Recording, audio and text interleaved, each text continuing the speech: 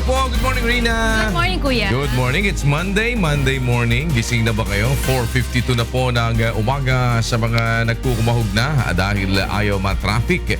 20. 20. Feb 20, Kuya. Bilis. Ang bilis, di ba? Hanggang 28 nga lang yung Feb natin. 20. Ganon, hindi na naman magbe-birthday si Sino? Every 4 years Marami lang. si Michael Pahati. Every 4 years. Hindi na naman magbe-birthday yun. Oo, 3 years old pa lang yun eh. Oo. At ngayon ho ay February 20, 2017. Yes, Ano bang Kuya. special today? Special? Oo. Wala, Kuya. Pero kakapanalo lang kahapon ng PNP at Bukod sa Malacanang. natalo Meron ba? ang judiciary at ang BOC. BOC. Oo nga, Kuya. Parang Mamaya. maiba naman daw yung ating kampyonato this time around. Exciting yan kasi PNP versus Malacanang. This is Biruin mo, makikita mo dun. Fourth time makapasok ng PNP dun sa ating finals. Ay, ngayon na- pa lang sa kauna-una ang pagkakataon, maghihiwalay si Digong at saka si Bato. Ha? Maganda O, sana kung magkakantsawan. manonood sila pareho nung ating Kakantsawan finals. silang dalawa. Hiwalay na hiwalay talaga yung nila. Oo. Makikita mo sa mga fans. Ako po si Daniel Razon. At ako naman si Rina Villamor Camara. Narito na po ang mga umahataw na balita ngayong umaga. Sugatang motorcycle rider na nasagi ng umano'y nagkakarerang jeep sa Bulacan, tinulungan ng UNTV News and Rescue Team. Elementary at high school students sa Surigao del Norte balik eskwela na ngayong araw. Klase ng mga mag-aaral tatagal lamang ng hanggang 2 oras. Unang Southeast Asian Foreign Ministers meeting sa ilalim ng Philippine-ASEAN Chairmanship. Sisimula na bukas pagbuo ng Code of Conduct upang mapababa ang tensyon sa South China Sea, kabilang sa mga unang tatalakayin. Mas mahigpit na pagpapatupad sa anti-jaywalking policy tiniyak ng MMDA. Mga lalabag sa polisiya papatawan ng parusa. 3-time runner-up PNP responders at Season 3 runner-up Malacanang Kamao maghaharap sa pinakaabangang UNTV Cup Season 5 Championship Game. At mahigit 300 inmates sa Naik, Cavite Municipal Jail na paglingkuran sa isinagawang medical at dental mission ng UNTV at Members Church of God International. Bago po sa detalye natin mga balita, alamin muna natin ang mga pangyayari sa nakalipas na araw sa ating Weekend News Rewind.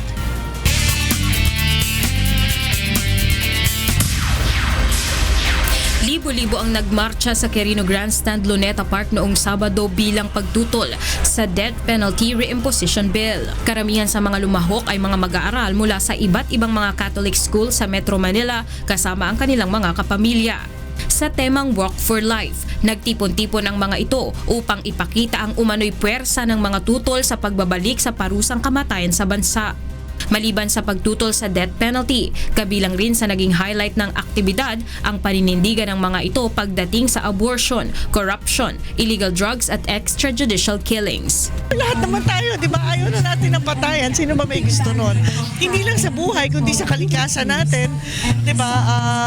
Respeto sa katutubo, sa kalikasan. We're pro-life. We're against abortion. You know, we're against death penalty. So sa buhay lang tayo. Binigay sa atin to ng Diyos. Sino mag-aalaga nito kundi tayo? Inilunsad na ng Department of Labor and Employment ang Hotline 1349 para sa mga anak ng overseas Filipino workers. Dito maaaring i-report ang nangyayaring hindi magandang pagtrato sa mga anak ng mga OFW habang wala ang mga ito sa bansa. Inanunsyo ito ni Labor Secretary Silvestre Bello III matapos lagdaan ng isang Memorandum of Understanding ng pagtutulungan ng mga ahensya ng gobyerno sa pagprotekta sa mga anak ng OFWs. Ayon sa kalihim, iimbestigahan nila ang mga reklamo at tiniyak ang kaligtasan ng mga bata. Ang DOLE Hotline 1349 ay bukas 24 na oras. Inilibing na ang batang biktima ng bomb attack sa Turkey noong Biyernes. Isang sasakyan na puno ng explosives ang pinasabog sa isang hardin ng housing complex sa Viran-Şehir. Agad na nasawi sa insidente ang 11 taong gulang na si Ahmet Oktay Gunak at isang security guard. 17 naman ang nasugatan sa pagsabog. Samantala, ilang magkakasunod na pagsabog ang naganap sa isang gas storage facility sa Jonquière, France. Ayon sa mga local firefighter, naunang nagkaroon ng sunog at nadamay ang mga gas cylinder na hinihinalang sanhi ng pagsabog. Sinasabing mayroong 40 toneladang gas sa naturang pasilidad. Agad namang inilikas ang mga residente malapit sa lugar. Wala namang naitalang nasugatan sa insidente. Samantala, iniimbestigahan na ng mga otoridad ang sanhi ng sunog.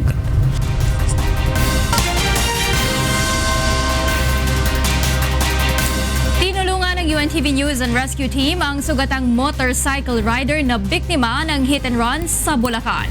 Narito ang atong nabalita ni Nestor Torres.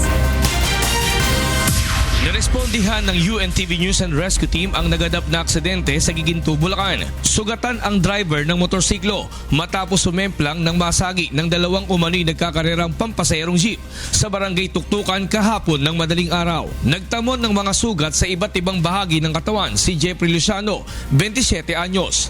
Agad naman itong nilapatan ng pangunang lunas ng grupo. Pinuntahan namin, ay nga po, ayon sa nakita po, may dalawang jeep na naguunahan. May nasagi po siya. Kaya ayun po nagulungan. Bali sir, huminto po sandali, tapos umalis din yung jeep. Sir, nakita po yung plaka kasi medyo madilim daw po, sabi sa saksi. Meron na ganyan na rescue.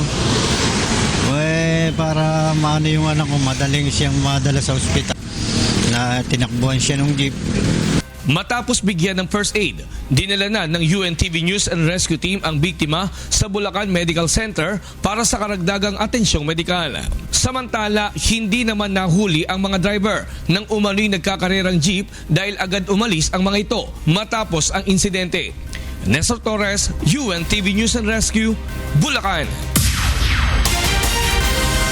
Unang isinailalim sa stress debriefing ang mga guro na biktima ng malakas na lindol sa Surigao del Norte. Samantala, plano naman ng provincial government na huwag munang pabalikin sa pagtuturo ang mga nakaranas ng trauma dahil sa naturang insidente. Narito ang hataw na balita ni Jeneline Gakit. Tuloy-tuloy ang pagdating sa Surigao del Norte ng mga kawani ng Department of Health mula sa iba't ibang rehiyon bilang augmentation para sa isinasagawang psychosocial debriefing sa mga biktima ng 6.7 magnitude na lindol noong February 10.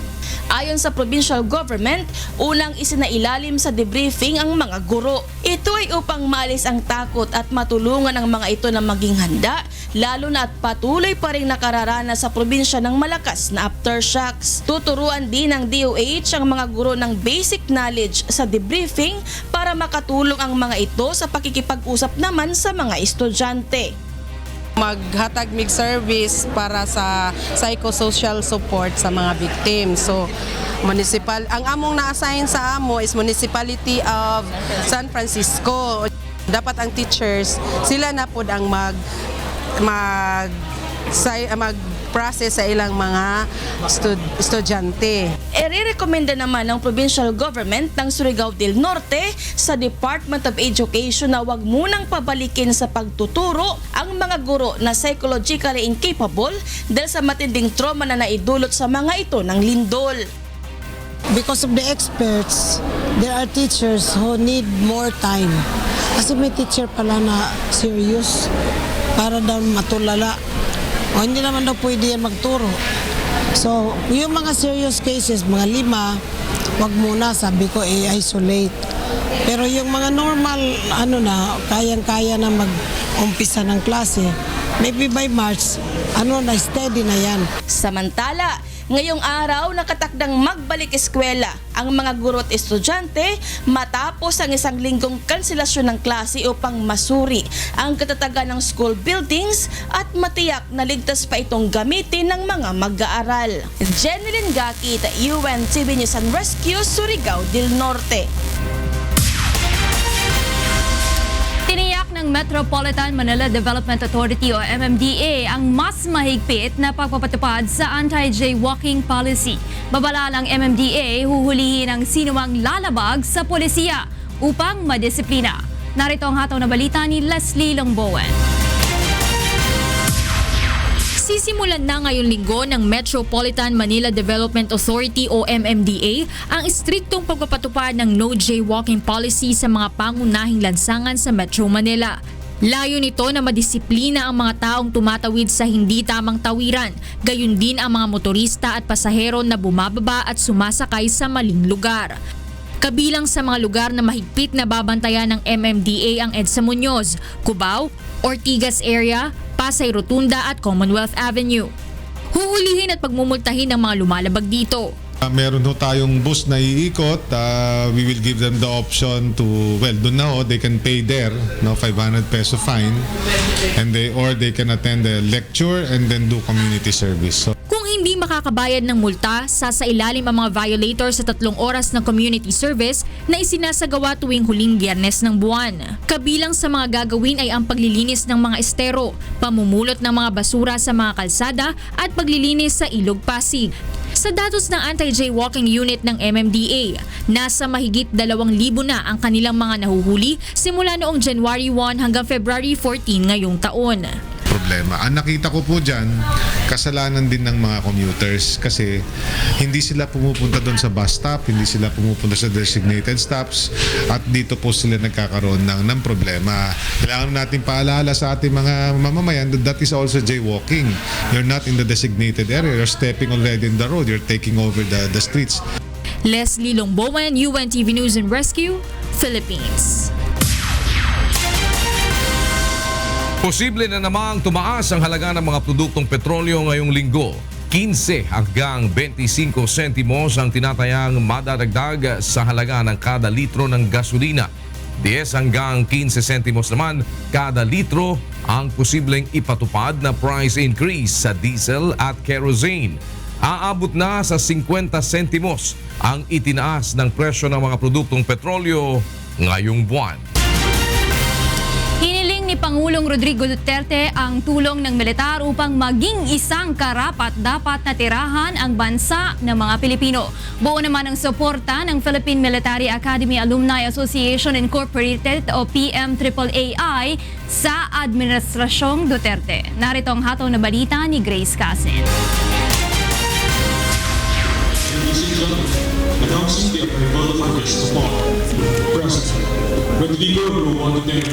Isang karangalan para kay Pangulong Rodrigo Duterte na maging honorary member ng Philippine Military Academy Class of 1967 at maging bahagi ng PMA Alumni Association Incorporated. Sa talumpati ng Pangulo sa PMA Alumni Homecoming na ginanap sa Fort General Gregorio del Pilar sa Baguio City noong Sabado, hiningi nito ang tulong ng PMA Alumni sa pagtatayo ng isang bansang nararapat pamuhayan ng mga Pilipino. Let us together build a nation worthy of the Filipinos. Filipinos worthy of their nation. Pilipinong nararapat sa Pilipinas. Pilipinas na nararapat sa Pilipino. Inihalimbawa ng punong ehekutibo ang naging pag-unlad ng Davao City sa ilalim ng kanyang pamumuno. Hiningi ng Pangulo ang tulong mula sa sandatahang lakas upang matiyak ang seguridad at kapayapaan sa bansa. When I was mayor of Davao, people asked me why I kept on harping peace and order. And I answered, if there is peace and order, businesses and everything else will follow. And it did. Now I believe what happened in Davao can really happen nationwide, but I need the help of each one, especially the military. Buo naman ang suporta ng PMA alumni sa Administrasyong Duterte, partikular na sa kampanya nito kontra ilegal na droga, krimen at terorismo. We affirm our unwavering support for President Rodrigo Roa Duterte, our Commander-in-Chief, for his initiatives, advocacies, and decisions in the war against corruption and criminality in general, most particularly against illegal drugs, heinous crimes and terrorism, and for his pursuit of lasting peace. We call on the Filipino citizens to support the President and other leaders in the governing the country toward the attainment of lasting peace and economic prosperity. Isinasagawa ang PMA Alumni Homecoming taon-taon. Kabilang sa dumalo rito ay si PNP Chief Ronald Bato de la Rosa na mula sa class 1986. Very meaningful sa akin. Dahil first time ko ito as Chief PNP and last time as active officer because I will be retiring January next year. So by next February homecoming, civilian na ako. Retired na ako. So this is arang sa akin to, yung farewell homecoming as active officer. Mula sa Philippine Constabulary Academy noong 1926, opisyal na naitatak ang Philippine Military Academy noong 1936. Grace Casin, UNTV News and Rescue, Baguio City.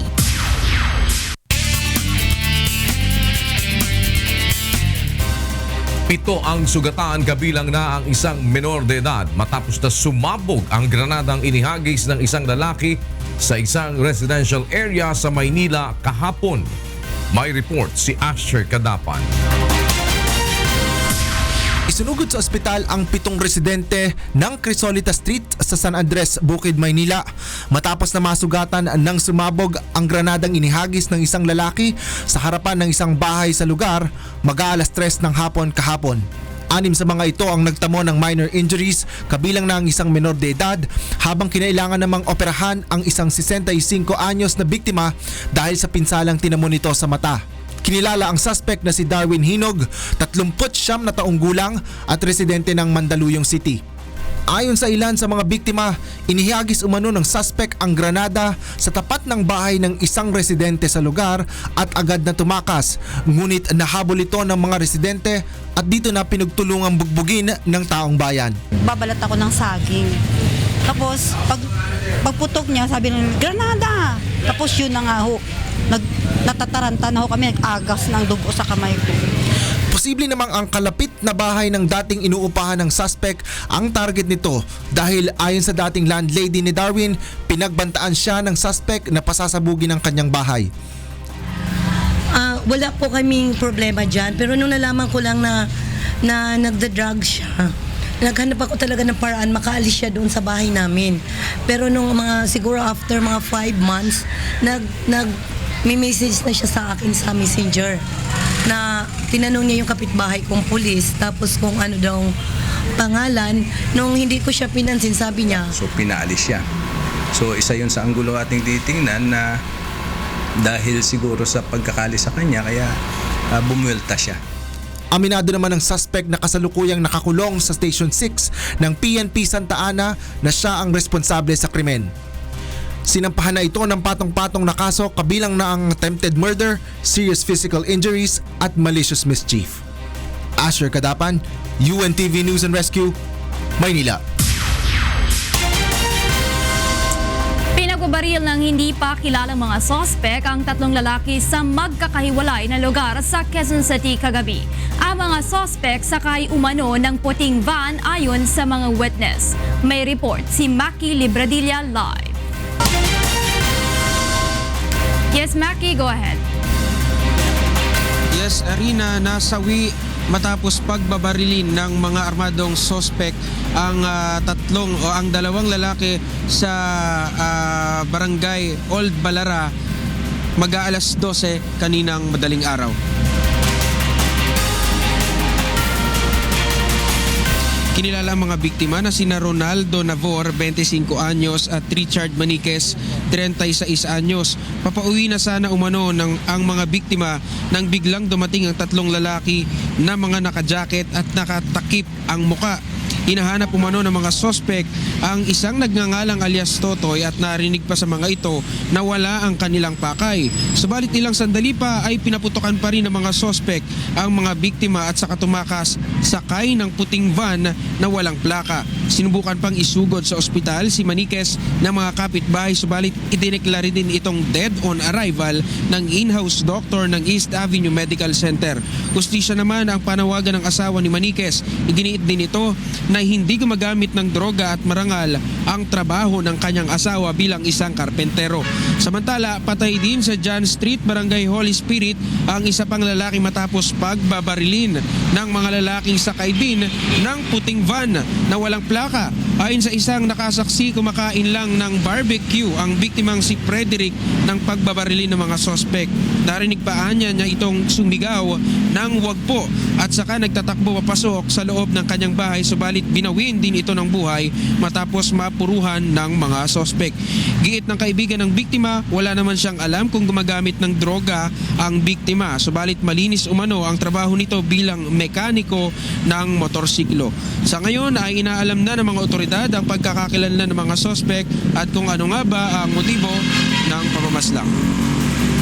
Yan mo ng latest, balik sa Irina. Maraming salamat sa iyo, Maki Libradilla mula sa Quezon City. Narito naman ang mga balita sa labas ng bansa na ihahatid sa atin ni Monica Veralio. Hi Mon, good Monday morning. Hi Rina, good morning. Here are the news from different parts of the globe. Nearly 500,000 people took to the streets of Barcelona on Saturday in a demonstration demanding their government to allow more refugees into Europe. The civil organization Casa Nostra Casa Vostra proposed that citizens, organizations, and institutions of Catalonia work together to demand both the Spanish government and the European Commission to take in more refugees and war victims in countries like Syria. Organizers say this is the largest demonstration of its kind to take place in Europe since the start of the refugee crisis. Spain has taken in just 1,100 refugees of the over 17,000 it has pledged to accept. South Korea says it believes the North Korean regime is involved in the murder of the estranged half-brother of the North Korean leader Kim Jong-un. Jong Jun-hee, spokesman of the South Korea's Unification Ministry, says they suspect the North Korean government is behind the murder of Kim Jong-nam, considering 5 suspects are North Koreans. Kim was killed at Malaysia's Kuala Lumpur airport last week. Malaysian police say 4 Kim Jong-nam murder suspects are now in custody. In other news, a SpaceX Falcon rocket blasted off on Sunday from a historic NASA launch pad at the Kennedy Space Center in Florida, then succeeded in landing itself back on the ground 9 minutes later. The rocket carried a cargo ship with about 5,500 pounds of supplies and experiments for the International Space Station. It was the first time SpaceX launched a rocket from Kennedy Space Center's historic launch complex 39A. Originally built for the 1960s-era Apollo Moon program and later repurposed for the space shuttles. The National Aeronautics and Space Administration closely monitored the launch to learn more about the company's operations before it clears the company to fly NASA astronauts on SpaceX rockets. And those are the news from around the world this morning. Back to you, Rina. Thank you, Monica, for that global news. Si Atty. G at si Jocas ay ulilang cowboy ulit. Sabi ko na nga, boy.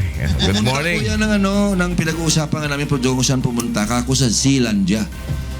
Yung bagong kontinente. Hinahanap niya kung totoo talaga. Sa ilalim ng tubig. Zealandia. It's near New Zealand, of course. Zealandia. Pagbalik ko nga dyan, hanapin ko nga yan. Yung Zealandia na yan. Pabalik ako dyan. Submerged pa kuya, pero may mga elemento daw ng it meets the criteria for the definition of a continent. Ganun pala yung pag kami nakasulpot. Dapat, sisirin. Well, sisirin. Kasi ilalim ng tubig. Kaya nga Zealand dyan, pangalan ko yan. Pero iintayin yan lumutang. Yun. Mag-low tide. Mag-low tide. So, dalawa na naman kayo. Hindi na kompleto yung isang buwan nyo. Na-break yung aming chain of events. Sayang pa naman. Sana kung kumpleto pa naman. Bonus sana kuya. Oo, kung nakakumpleto kayo ng isang buwan, dire-diretso.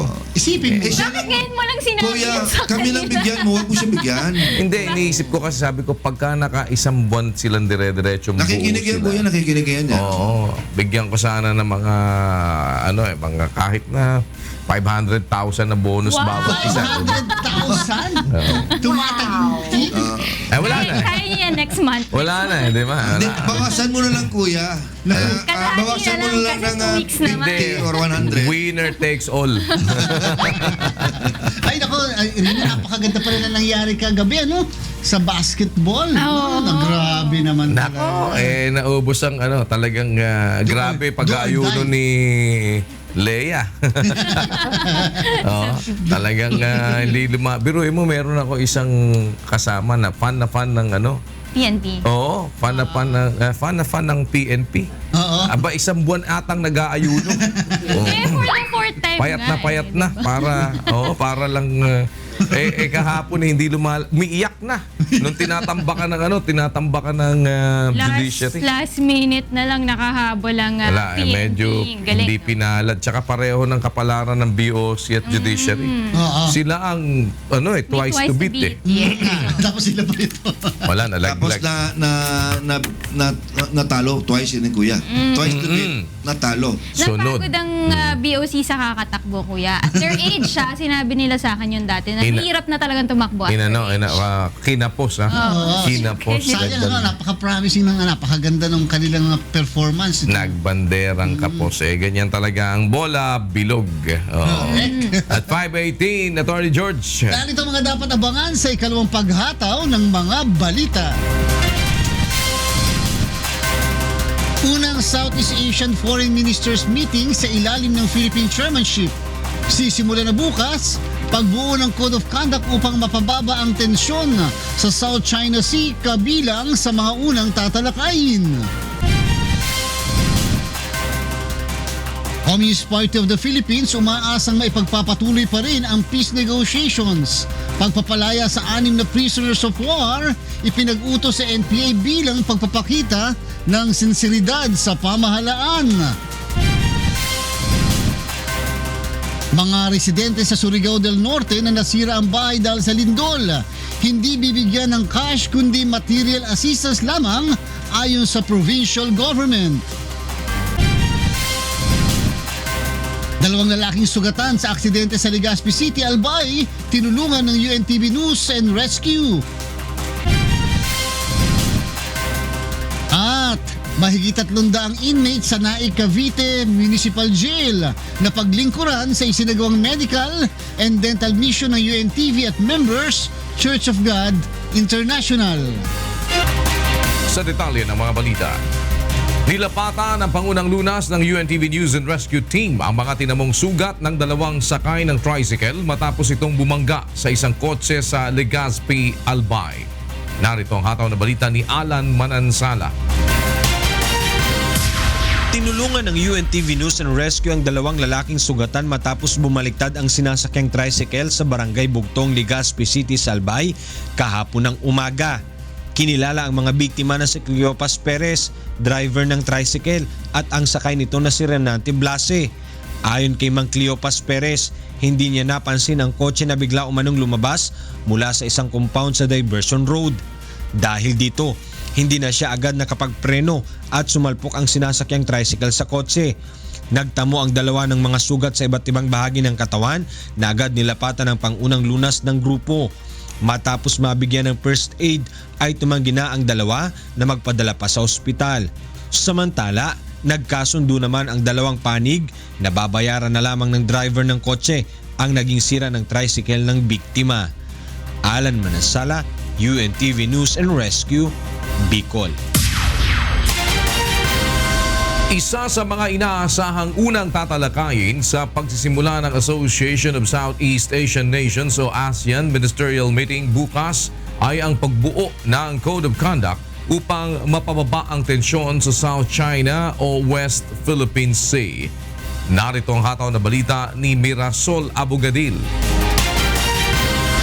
Isasagawa na bukas sa Boracay Island sa Aklan ang unang pagpupulong ng mga kinatawan ng mga bansang kasapi ng Association of Southeast Asian Nations bilang bahagi ng ASEAN Summit 2017 sa ilalim ng Philippine Chairmanship. Dadaluhan ang ASEAN Ministerial Meeting Retreat ng mga foreign minister at senior officials mula sa bansang Brunei, Cambodia, Indonesia, Laos, Malaysia, Myanmar, Singapore, Thailand at Vietnam at maging ng Secretary General ng ASEAN.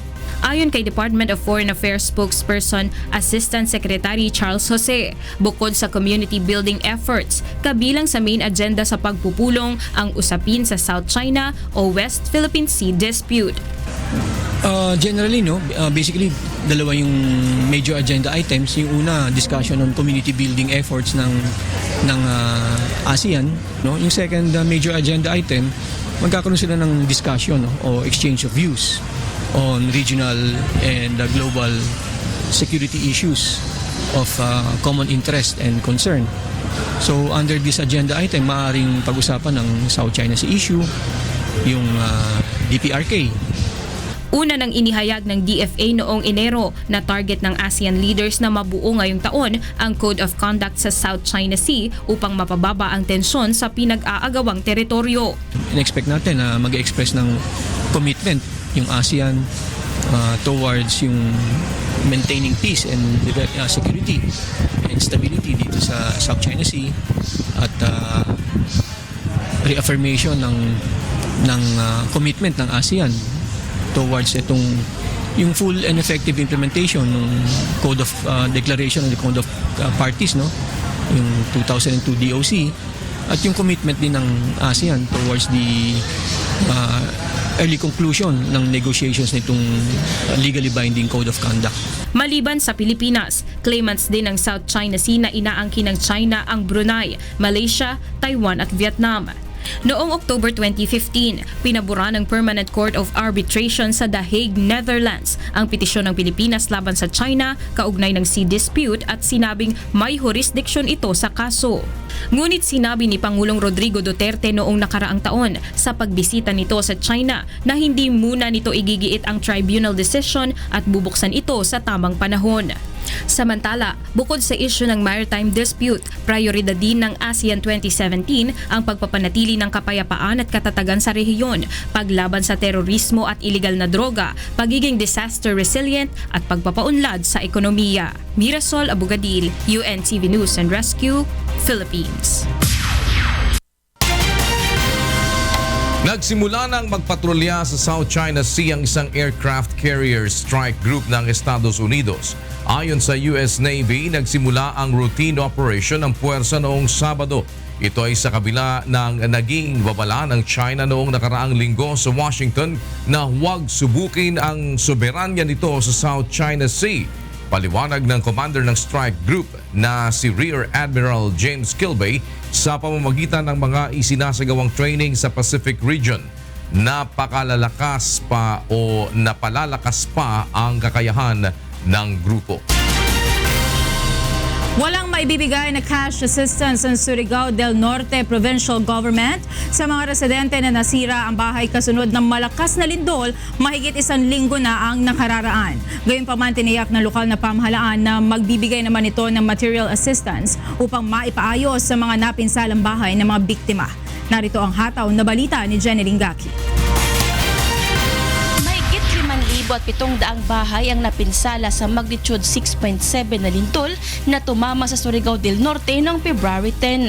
Sa pinakahuling ulat, ang Provincial Disaster Risk Reduction and Management Office na itala ang pinakamaraming partially damaged houses sa Surigao City. Sinundan ng bayan ng San Francisco, Malimuno, Sison at bayan ng Mainit. Ayon kay Surigao del Norte Governor Sul Matugas, walang nakalaan na cash assistance para sa mga residente na nasira ang bahay dahil sa lindol. Ngunit tiniyak naman ito na ipagkakaloob ang napagkasunduang material assistance para sa mga biktima upang maipaayos ang mga napinsalang bahay. Aminado naman ang gobernadora na problema nila sa ngayon ang paghahanap ng relocation site na maaring paglipatan ng mga residente na ang mga bahay ay nakatayo sa fault line. Tulad na lamang ng bahay ni Mang Jesse Digito na nahati matapos ang lindol dahil nasa ibabaw ito ng fault line sa Purok Bagong Silang Poblasyon, San Francisco. I-relocate mo ang barangay pero that's a dream come true ang relocation. Kasi kulang dito sa Surigao ng lupa na malagyan mo. Alsahin mo ang buong barangay, saan mo ilagay? Mahirap. Tsaka maski alsahin mo, marami silang inisip, pananim, rice nila. Samantala, Pinamamadali na ng provincial government sa mga opisyal ng iba't ibang bayan sa Surigao del Norte ang pagpapasa ng assessment report upang agad mabalidate ng PDRRMO at mapabilang sa budget na maaring hingin sa national government para sa rehabilitation aspect. Jeneline Gakit, UNTV News and Rescue, Surigao del Norte. 30 enkwentro na ang naitala at 40 miyembro ng rebelding New People's Army o NPA ang na-neutralize na militar mula nang ideklara ng pamahalaan ang all-out war laban sa NPA. Narito ang hataw na balita ni Grace Casin. Katong ilang mga leader nga gibuhian ako nga niadto sa Oslo. Inuna kong militar karon sa immigration to be on the lookout. Aristohin ninyo sila ulit.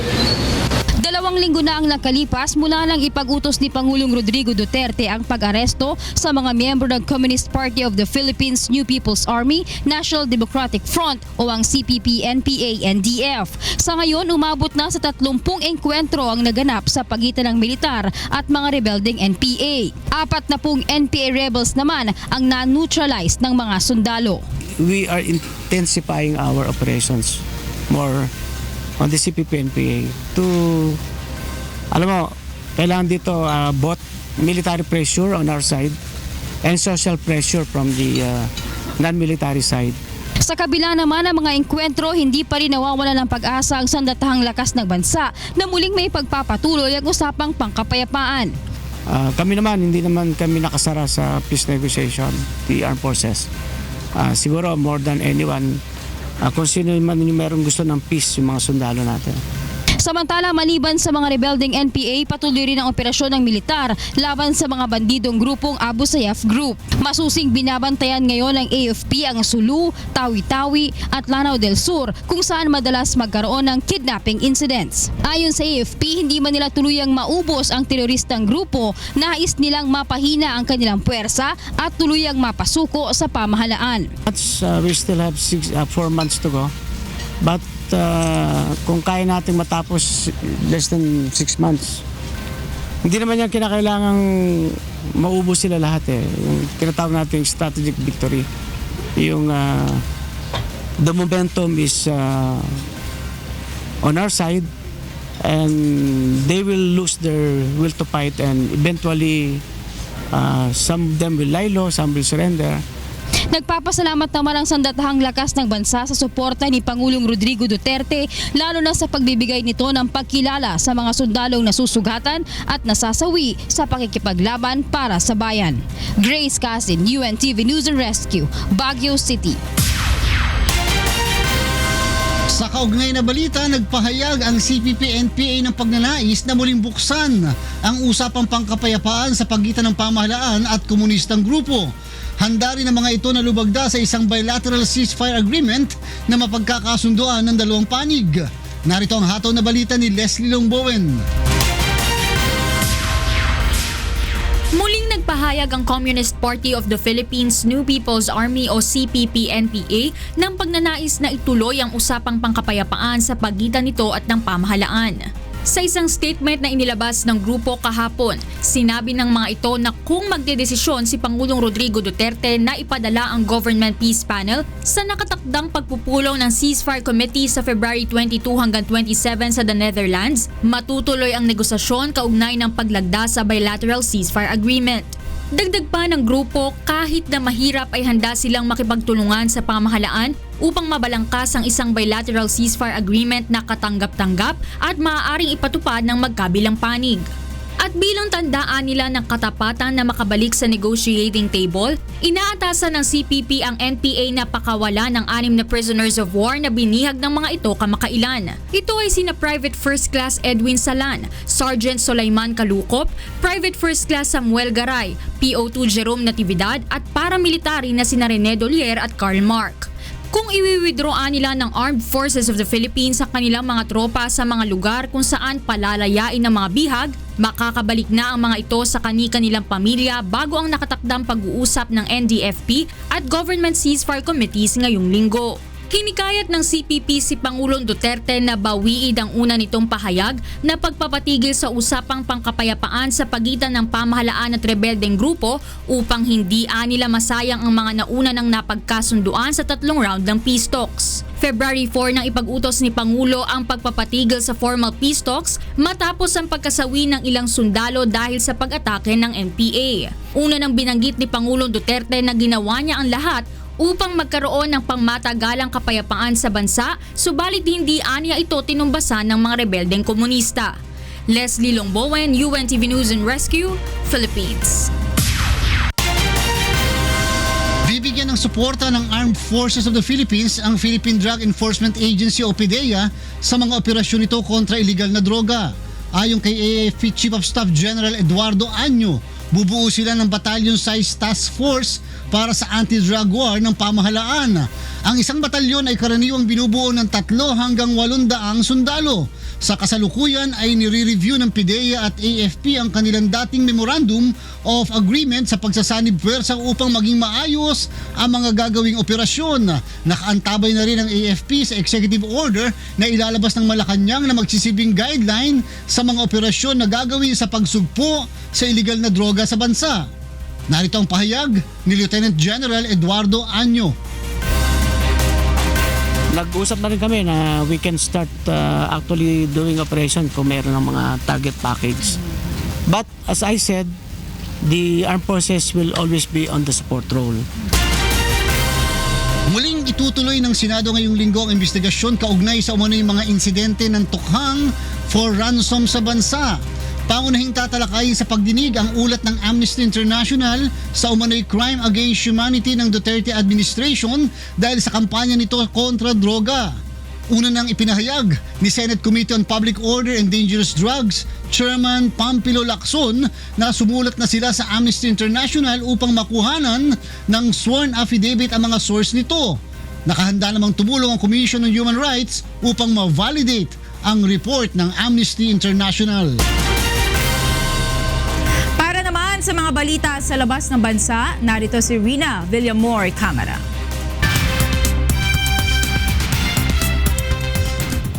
Yes, Rina. Thank you, Monica. Here are the latest news from different parts of the world. People wearing carnival masks hurled petrol bombs at the offices of Greece's ruling Syriza party in central Athens, causing slight damage. Authorities says the group threw the petrol bombs at the building's entrance and at 2 cars parked outside. The cars had their windows broken and the building walls were blackened by the flames. Greece has received 3 international bailouts since 2010.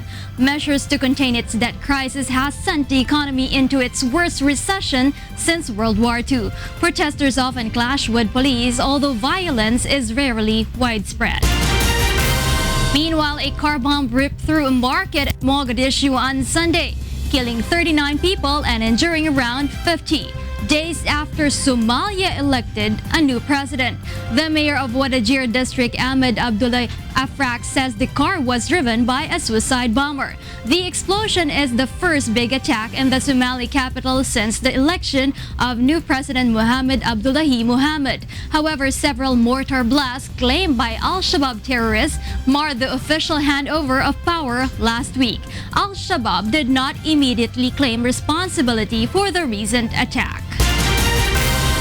In other news, strong winds and heavy rains lash California and lead to evacuations in what may be the state's heaviest rainfall in 6 years. Calvin Manaig has the details. Heavy rains and snow pounded California and southern Oregon over the weekend, causing sinkholes, evacuations, and cancellations of flights. The National Weather Service raised the risk of mudslides in parts of Southern California as 10 inches of rain dropped per hour. The severe storm was the heaviest in California in 6 years after the state suffered years-long drought. According to officials of the city of Duarte, only 20 miles east of LA, residents were ordered to evacuate due to fears of mudslides, but some refused to heed the warning. You know what? Last time they did the evacuation as well, we decided to stay as well. The neighbors are here, so we're all basically going to help out each other if it comes down to it. Wait and see. If for some reason, there's like half the mountain comes down, and I have my car parked around the side on Fish Canyon, so we have a bag prepared just in case, just like the last time. In Los Angeles, a video shows a vehicle swallowed by a sinkhole as the city was soaked in weekend rains. Meanwhile, airports in Los Angeles, San Francisco, and other parts of the state canceled dozens of flights due to the storms. Last week, the heavy rains and melting snows in California threatened to undermine a spillway of one of the largest dams in the U.S., which prompted authorities to evacuate more than 100,000 residents. The Weather Services added that higher areas of eastern California and western Nevada will experience as much as 2 feet of snow and feel up to 75 miles per hour of wind gusts that could cause whiteouts and widespread outages. Calvin Manaik, UNTV News and Rescue, Los Angeles, USA. And those are the latest news from around the world at this hour. Back to you, Monica. Thank you, Rina. Para sa mga karagdagang balita, bumisita lamang po sa aming website na untvweb.com. Narito naman ang mga dapat abangan sa ikatlong paghataw ng mga balita. 2 sugatang pasahero ng tricycle sa Bulacan, tinulungan ng UNTV News and Rescue Team. Nasa 300 pulis Metro Manila na sangkot sa iba't ibang kaso, ide-deploy na sa Basilan bukas. Elementary at high school students sa Surigao del Norte balik eskwela na ngayong araw. Klase ng mga mag-aaral tatagal lamang ng 1 hanggang 2 oras. Mahigit 300 inmates sa Naik Cavite Municipal Jail na paglingkuran sa isinagawang medical and dental mission ng UNTV at Members Church of God International. A 3-time runner-up PNP responders at Season 3 runner-up Malacanang Kamao maghaharap sa pinakaabangang UNTV Cup Season 5 Championship Game. 300 ka mga magtutungha sa mga universidad ug mga nagtag-iya ug mga umahan gikan sa nagkalain-laing lungsod sa Nueva Ecija ang milambigit sa 3 ka adlaw nga training seminar aron mapalambo pa ang ilang kahibalo mahitungod sa food and agriculture. Si Danny Monar sa detalye. Sa layuning labanan ang kahirapan at maitaas ang antas ng kabuhayan ng mga magsasaka at mangingisda sa bansa, isang Food and Agricultural Advocacy Symposium ang isinagawa sa Cabanatuan City, Nueva Ecija.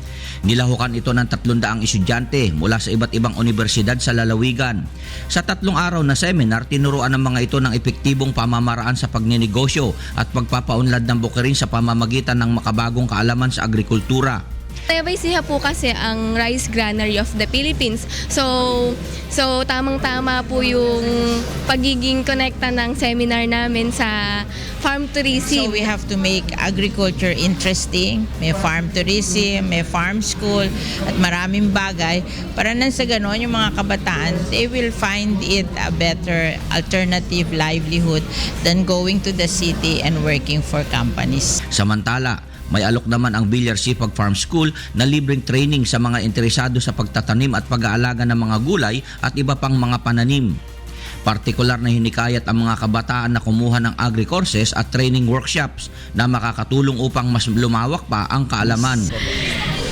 Nag-agree ako dun sa sinabi ni Senator Cynthia Villar na yung pong mga kabataan ngayon ang dapat na ma-involve dito po sa ating tinatawag na farm tourism.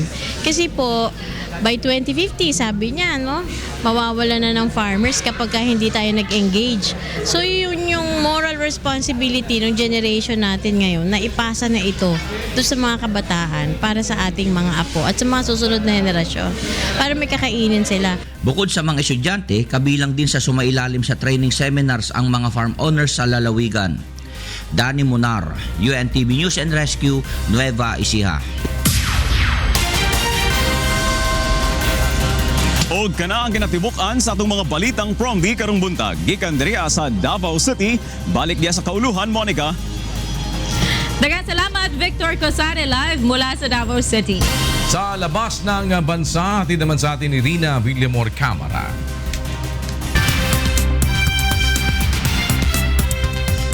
Go ahead, Rina.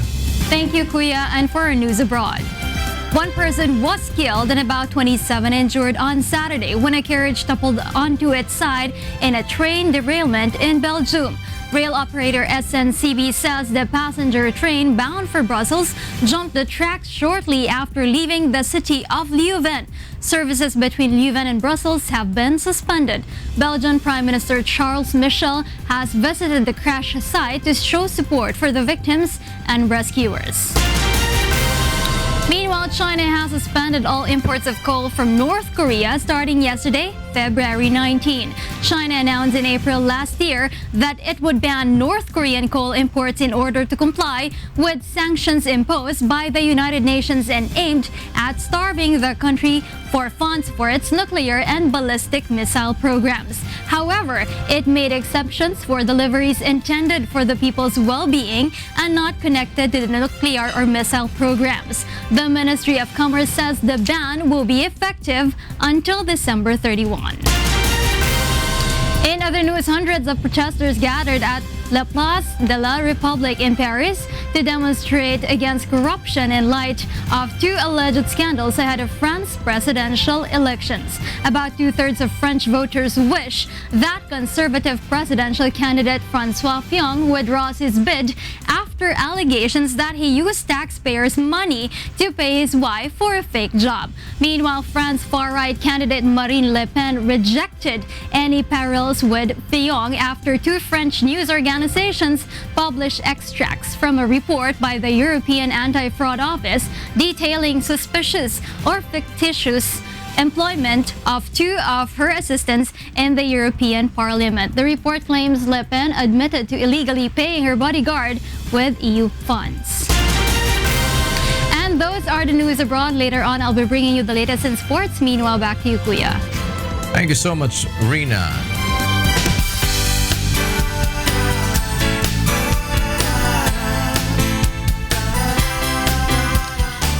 Sa 300 inmates sa Naik, Cavite Municipal Jail ang napaglingkuran sa isinagawang libreng medical and dental mission ng UNTV at Members Church of God International.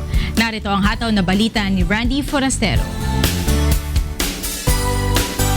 Iba't ibang uri ng karamdaman ng idinadaing ng mga inmates sa Naik, Cavite Municipal Jail, tulad na lamang ng ubo, sipon, lagnat at sakit sa balat.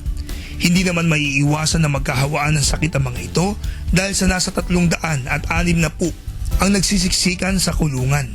Karamihan naman sa mga detainee ay matagal ng problema ang mga sirang ngipin, kaya laking tuwa ng mga ito nang magsagawa ng libreng medical at dental mission ang UNTV at Members Church of God International. Yung sa dental po, maganda po yung ano nila kasi mas marami po dito yung karamihan na nasakit po ang ngipin na kailangan po talaga ng dental assistant, yung kailangan po mabunutan na ho ng ngipin.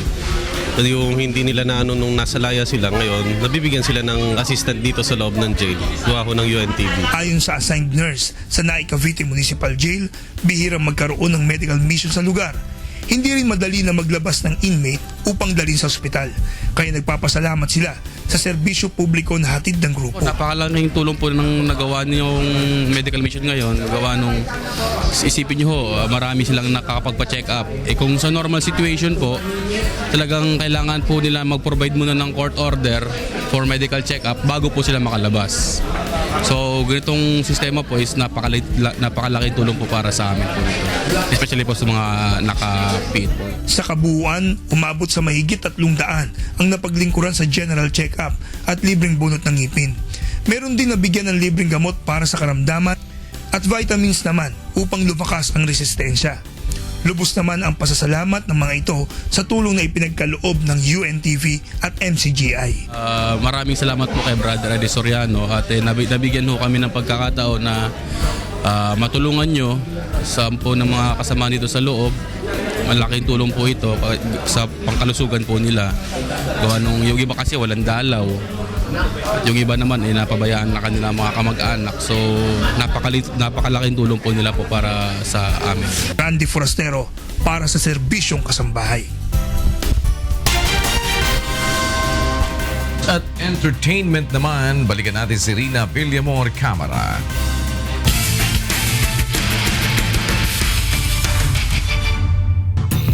Rina! Kuya, alam na natin kung sino Anyari. maglalaban. Oo nga sinayang ng BOC at ng Judiciary Matters itong kanilang pagkakataon doon sa kanilang twice to beat advantage. Well, sometimes things happen, sabi nga nila. No? Imagine, all throughout the Season. BOC, nagpapanalo. Top team. Talagang strong AFP lang nakatalo sa kanila Ganon din yung judiciary. But just the same, especially, clarify ko lang, especially on my part. Dahil, alam mo, when we started this UNTV Cup, ang nasa isip pa rin natin talaga is public service. Yes. And as a matter of fact, itong lahat ng ating mga participants na ito agreed to actually join the league for public service.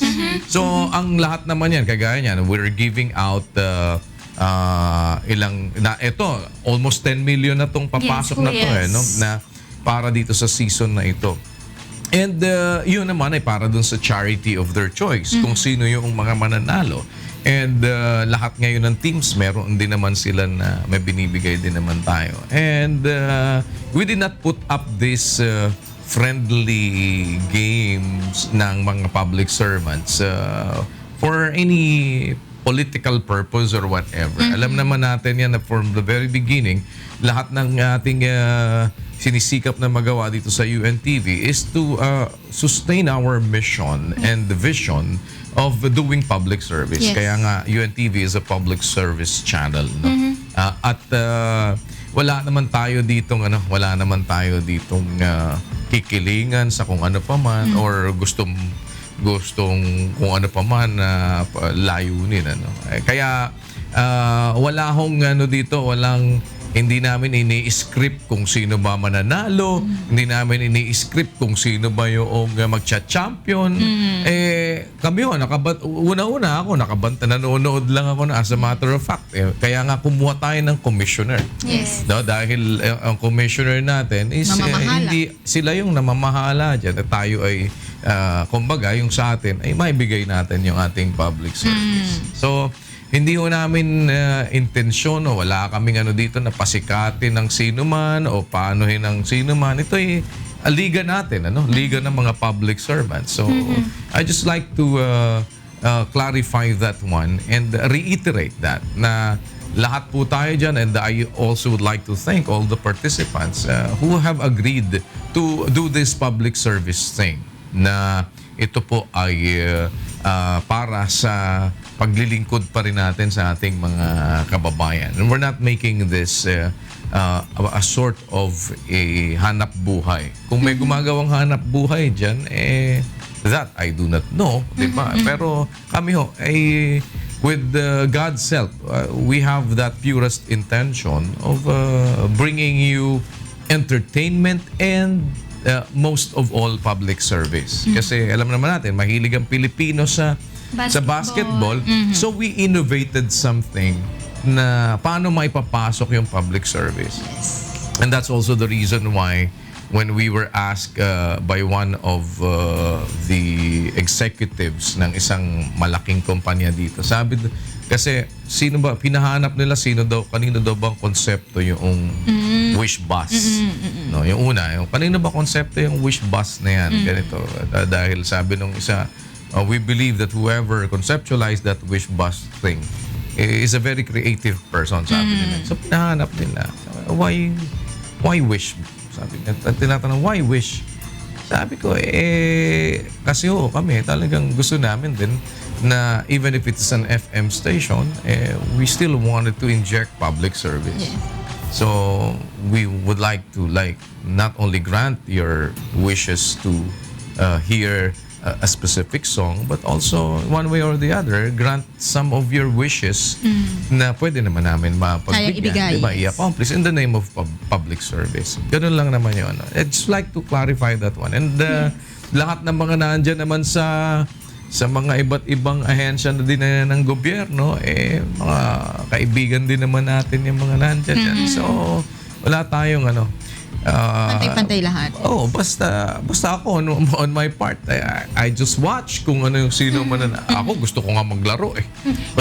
gusto nga namin, di ba Rina, gusto natin maglagay sana ng midget. UNTV Kaya lang Cup. parang baka baka maging hindi magandang dating kung Baka sabihin may bias. maglalaro sa taga UNTV, di ba? Or Baka mabigyan kulay. Kuya, sa sobrang ganda ng konsepto mo, marami nga sa akin, di ba nasabi ko na sa'yo na nagtatanong na gusto rin nilang sumali dito sa unique innovation mo na UNTV Cup dahil nga gusto nilang makatulong din, no? May mga ibang mga government agencies na mismo sila sa akin nagsasabi. So, finorward ko na lang kay Sir Jerry. And at least we would like to thank the Philippine Sports Writers Association then Yes. for acknowledging that Recognition, one, no? yes. for the recognition that they have given us. Sa atin pa rin basta ganun 'yon na talagang wala ho tayong kung ano pa mang intention. Kaya yung mga nagsasabi na scripted na raw kung sino mananalo, wala ho kaming ganun Wala ho kaming, at saka nakikita nyo yung putputan ng laban. Alam nyo minsan kung may maling tawag ang referee, that's part of it diba? Yes, kahit sa mga professional, kuya. Yeah, but just the same. Diba? Kaya nga sabi nila referee's decision. Yes. Diba? So, kung halimbawa, merong ako kasi I do not want this league to be tainted with anything. So if there is somebody who can prove to me that there is something na hindi maganda dyan sa ano na yan, then show it to me. And ako kahit kamag-anak ko, wala akong pinapanigan basta mali Diba? Kahit na kaibigan ko, pagka wala ka sa lugar, pasensya ka kung ikaw tamaan. But what I am saying is, di ba, parang nakikita at napapanood naman ho natin yung laro. Kasi ako, paniwala ako, minsan, talagang ganon. May mga mali-maling tawag. Kung Yes, minsan, it happens. nagkakamali. Kasi naglalaro din ako Yes. I mean, I have played basketball from elementary up to my college days. Nagdaan din ako sa babanu-banu ako hanggang dumating yung panahon na banu pa rin ako. Diba? And what I'm saying is, naging parte ako ng maraming liga sa iba-ibang mga lugar. And diba? Sabagay, ganun talaga. But just the same, we would like to reiterate na itong ligang ito in the name of public service. Rina? Kuya, kung sino talaga yung may puso dyan sa paglalaro, sila talaga yung mananalo dito. Tsaka kita mo naman talagang Pukpukan naman talaga. Dati nga kwento nila sa akin, kuya, parang hindi nila masyadong sineseryoso yung mga laro nila Pero since habang tumatagal daw itong liga, mas naging porsigo daw sila na manalo naman daw sila. I wish na sa mga darating pa kasi meron din tayong meron din tayong yung off-season. Ay, oo, narinig ko nga. So abangan nyo kung ano. Ito naman yung mga kaedad ko. Pero Pataas. kuya, more than 3 yung ating teams doon, 'di ba, kuya? Ano yata ngayon we're eyeing na maging 6 but it depends kung makakapasok pa yung isa. As of now, 5 ho yung medyo confirmed na at medyo ipinoprotesta pa yung isa dahil puro bata Meron ba kayo, kuya, kasi dyan? kami paglabas namin sa hamon namin 50 patas. Diba? Lumabas lahat ng 50 patas. Court na lang daw yun, kuya, kapag 50 pataas. Di naman. Kaya naman namin kaya pa naman namin mag-full court. Kaya nyo ba, ano ba kuya, may consideration ba dito sa bagong off-season league? Kasi ilang minutes ang isang quarter, Rina? 12? 10. Bababaan ba? Hindi. Tatagdagan nga. Gawin yan 12. Oh, wow. Gusto nga nila 15-15 pa Kakayanin ba yun, kuya? Gusto nga 15. Baka naman 1 quarter lang yan, kuya. Baka mapagod. Sobra kayo manlait, ha? Tignan ko. Baka hindi nyo kaya tumagal sa amin, ha? Pagtatawagin nyo yung mga boyfriend nyo tsaka ang asawa nyo. Lalabanan namin ng basketball. Alam mo, kuya, sabi kasi yung boyfriend ko naglalaro rin ng basketball. Ayaw nga daw nila masyado makapaglaro sa medyo may edad. Bakit? Di na nila Magulang. Totoo. Magulang daw maglaro. Sabi mo, paglaruin mo, ilaban mo sa amin yung mga boyfriend nyo. Yung mga bata pa daw. Pagsuotin nyo na ng helmet. Baka magbilang ng butikiyan sa May akin. intimidation factor, kuya. Ha? May intimidation factor pag ikaw. Hindi intimidation. Sa akin ako, alam mo, ako pag nakipaglaro ako kasi, kahit na sa, halimbawa, nag-grappling ako, nag-martial arts ako, nag-boxing ako or what. Ang sinasabi ko sa kanila, pinasok ko to, kung masaktan ako, problema ko yun. Diba? Laruin mo yung laro mo. Lumabang ka ng huwag mo sabihin, naawa lang ako sa'yo. Kawawa. Pinasok ko yan Di pasensya ako. Diba? Laruin mo yung laro mo para makita natin kung sino talagang Para matuto. Diba? Para kung halimbawa, nasaktan ako, di natuto ko. Diba? Pinasok-pasok mo yan Ganun lang yun. Parang manda ka matalo, manda kang matamaan. Walang mahusay na buksingerong hindi hindi tinamaan. Tama. Totoo naman. Diba? Wala. Kita mo, si Manny Pacquiao nga natulog Pero diba? umangat naman ulit. O kaya kita mo ngayon siya, sabi niya pag kami nagtatanong sa Senado, nag-iimbestiga. Ikaw ba? Siga ka ba? Nadilig ko, sabi mo siga ka. Diba? Patunayan mo pagkasiga mo ngayon dito. Diba? Hindi, ibig sabihin, ganun yan Ang basketball is a physical game. Diba? It is. Kaya medyo 50 patas. Abangan namin yan, kuya. Sige, Pagka, yung mga kaedad ng mga boyfriend nyo, pwede, lalabanan din namin yan. Siguraduhin mo lang na bawat talon mo, binabantayan mo. Diba? Dapat ba na natin si Doc Janice? Baka mamaya magtanong ka ano nangyari. Ganun. Uy, exciting yun. Sige, labanan namin Kuya. Labanan namin. Ang ka-teammate ko si Kong Ering, Sir Jerry. Jerry Pangulan, Seb Sarmenta, si Bong Etorma, Joseph Miranda, si Friendly Nicky, Dapat wala si Kaka Balagtas, si Atong Balatong, Ano ba? Tito RJ. sino pa? Si Rene Jose. Sobra. Ha? Bakit? Kung makatawa ka, wagas ha? Alam ko yung gagawin nila doon. Puro long pass. Tingnan natin. Tingnan natin kung... Kuya. Alam niyo ba? Malaman natin. Basta ang laro, perdigana. Hindi nila alam kung ano yung perdigana. Hindi nga yun. Ano ba yung perdigana? Anong yung sa mga lolo nyo? Perdigana. Perdigana lang, hindi pa alam. Ba't alam mo, kuya, hindi ka pa naman lolo? Lolo na ako. 3 na nga apo ko Lolo na si kuya. namin sa'yo, kuya. Ano no? Ano ba yun? Ang alin? Perdigana. Perdigana, hindi nyo alam? Hindi. Pagka naglalaro ka ng dama, di ba, dapat kung sino yung pinakamaraming nakain, yun ang panalo. Yes. Ngayon, pagka perdigana ang laban, kung sino pinaka-unang maubos, yun ang panalo. So, ikaw yung magpapakain ka na magpapakain. May ganun ba yung laro? Oo, ibig sabihin, ikaw, hindi, albawa, eto, kainin mo. Hindi pwedeng, hindi, yung kainin. hindi. Basta merong kakainin, dapat kainin mo. So parang ni-reverse yung... Ako magpapakain na magpapakain sa'yo. Pagka naubos mo ako, panalo ako. Ubos ng...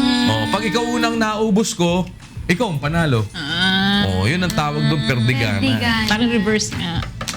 Pero talagang kausap ko. Magbalita ka na nga, mahirap kayong kausap. Ito kuya, alam na natin kung sino ang ating nasa finals round. Ang 3-time runner-up PNP Responders at ang Season 3 runner-up Malacanang Kamao ang maghaharap sa pinaka-inaabangang championship game ng UNTV Cup Season 5. Ito ay matapos talunin ang dalawang kuponan, ang rookie team BOC Transformers at 2-time champion na Judiciary Magis sa do or die match kahapon. Narito ang hatong na balita ni Bernard Dadis. It's an overtime or a 3. And it is over! The PNP with a triple-delay victory!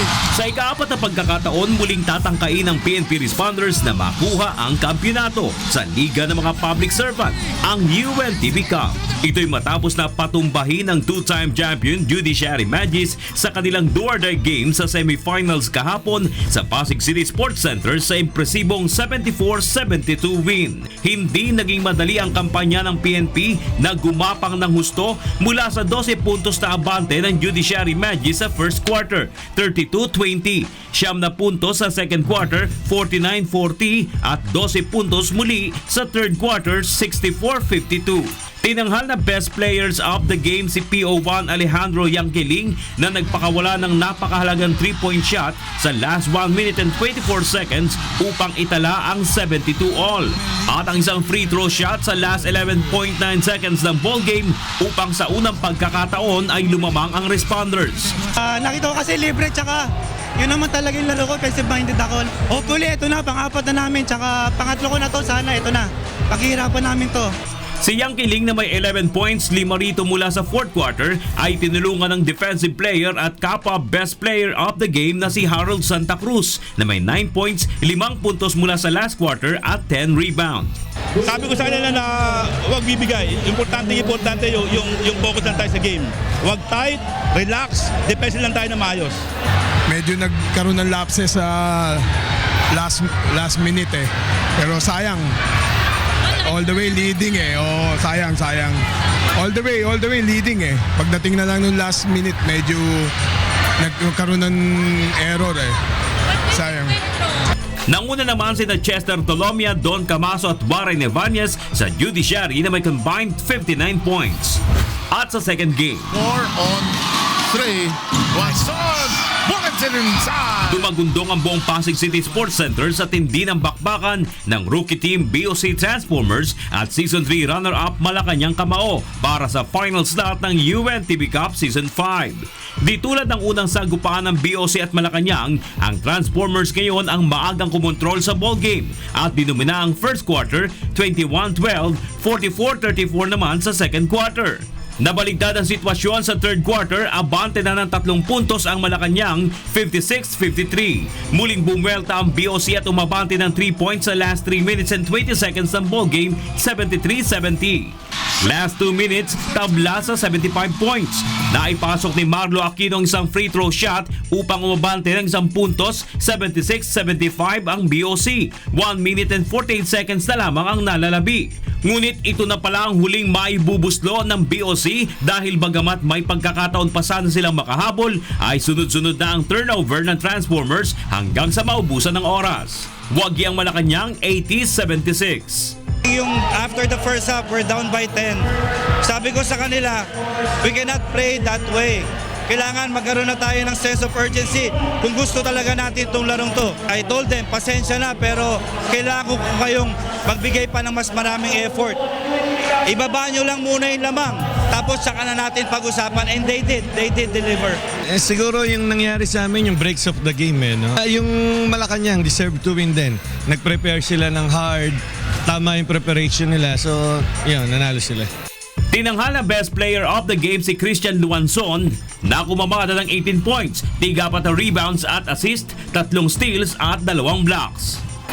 Sa susunod na buwan, magsisimula na ang Game 1 ng Best of 3 Series ng UNTV Cup Season 5 Finals. At maghaharap naman para sa Battle for Third ang BOC Transformers at Judiciary Magis.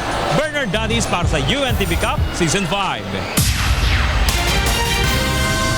Congratulations sa dalawang kopo na napasok na sa ating finals round ng PNP Responders at Malacanang Kamao. At God willing nga sa March 5 ang Game 1 ng ating finals, March 14 ang Game 2 at kung magkakaroon pa nga tayo ng Game 3 dito ay gaganapin naman ito sa March 21. So sa March 5 magkita-kita pa rin tayo sa Pasig City Sports Center at magkakaroon din tayo dyan ng Battle for Third do or die game naman ito para sa kupunan ng Judiciary Magis at BOC Transformers. Yan muna ang latest sa sports. Back to you, Kuya.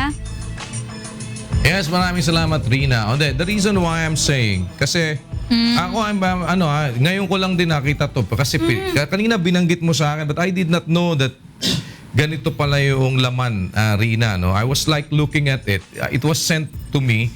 And I am calling Justice Maidas Marquez. If you're watching Justice, just check out, then just take a look at this. I do not know. I do not know anything about whatever it is that these people are saying, dahil itong si Ariel Capus, who's also a player of the Judiciary Magis, posted in his Facebook ba to? Ayan, Ariel Capus. Nakalagay scripted, sabi niya. Tapos merong comment doon sa isa, sabi niya Gusto kasi nung liga, Team Digong versus Team Bato ang makapasok finals para makapunta sila sa championship. Ayun. Tapos sabi niya, talo kami Paps, 2 points. Scripted din yung sa amin. Lamang kami all the way. Pinadikit ng referees. Gusto kasi ng liga makapunta at makapanood sa championship si Digong at Bato. Alam mo na, Papi. O yan. So, yun ang kanilang Binigyang yun ang kulay.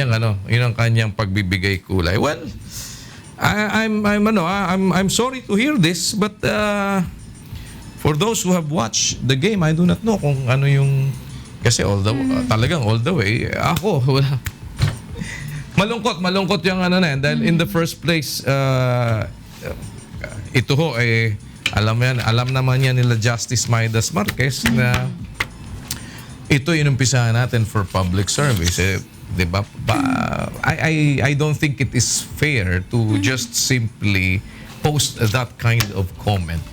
For me, it is unfair. Hindi ho patas yung una. Kami on our part.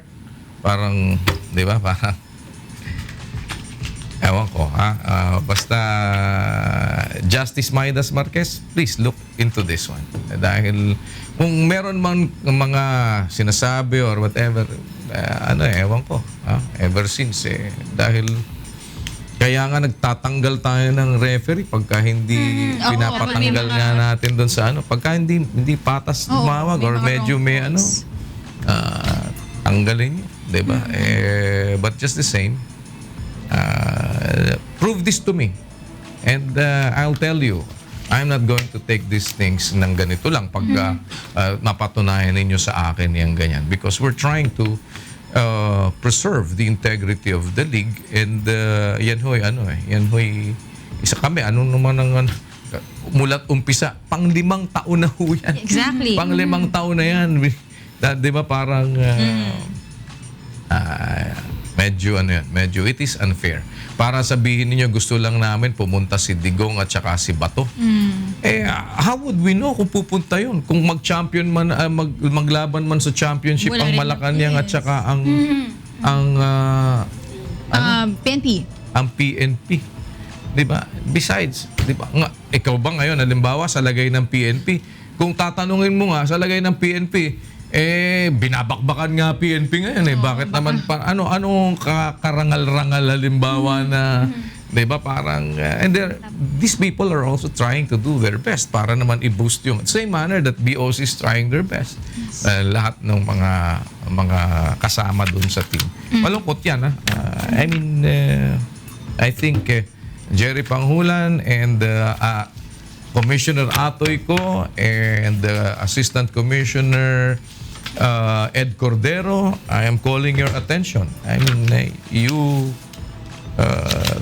talk this over. Well, hindi maganda yung binibigay na impression. Specifically, wala naman ako na sabihin na natin may ganito. Wala ako nakitang post si Justice Maidas Marquez regarding that.